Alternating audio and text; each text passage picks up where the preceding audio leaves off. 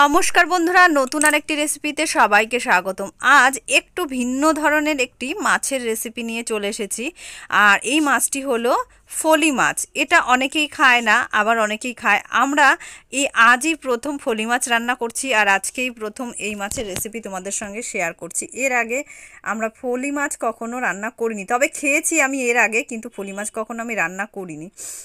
তো এই মাছটা আমি কি করে রান্না করলাম সেই রেসিপিটি তোমাদের সঙ্গে শেয়ার করছি। প্রথমে মাছে নুন হলুদ মাখিয়ে নিয়ে মাছটাকে একদম কড়া করে ভেজে তুলে নিলাম।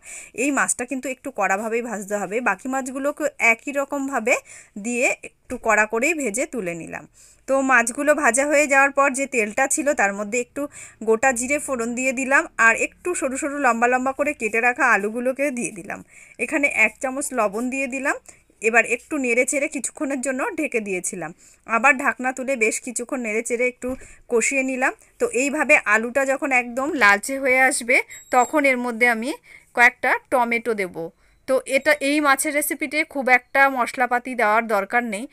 পেঁয়াজ রসুন দিয়ে খাওয়া যায় কি না আমি ঠিক জানি না, তো আমি এইভাবেই আজকে পেঁয়াজ রসুন ছাড়াই রান্না করলাম। তো এখানে আমি কয়েকটা টমেটো কুচি দিয়ে দিলাম। এবার নেড়ে চেড়ে খুব ভালোভাবে এটাকে কষিয়ে নেব। তো টমেটোটা নরম হওয়ার জন্য ঢেকে রেখেছিলাম প্রায় 5 মিনিট মতো। ঢাকনা তুলে আবার এটাকে ভালোভাবে কষিয়ে নিলাম। এভাবে কষাতে কষাতে টমেটোগুলো একদম স্মুথ হয়ে আসবে। 1 চামচ হলুদ গুঁড়ো অ্যাড করে চামচ মতো ঝাল লঙ্কার গুঁড়োও অ্যাড করে দিলাম। আবার একটু নেড়ে চেড়ে কষিয়ে এখানে দিয়ে দিলাম জিরের গুঁড়ো। আরও একটু ভালো করে এটাকে কষাতে হবে। তো মশলা থেকে প্রায় তেল ছেড়ে এসছে। এবারে এখানে আমি পরিমাণ মতো জল অ্যাড করব। কতটা পরিমাণে আমি ঝোল রাখবো সেই অনুযায়ী এখানে জল অ্যাড করতে হবে। আর এটা দেখো ফুটে উঠছে। জলটা যখন ভালোভাবে ফুটে উঠবে তখন এর মধ্যে ভেজে রাখা মাছগুলোকে দিয়ে দিলাম। দিয়ে হাই আছে কয়েক মিনিট ফুটতেই আঁচটাকে একদম কমিয়ে দিয়ে তারপর আমি এটাকে ঢেকে দিয়েছিলাম।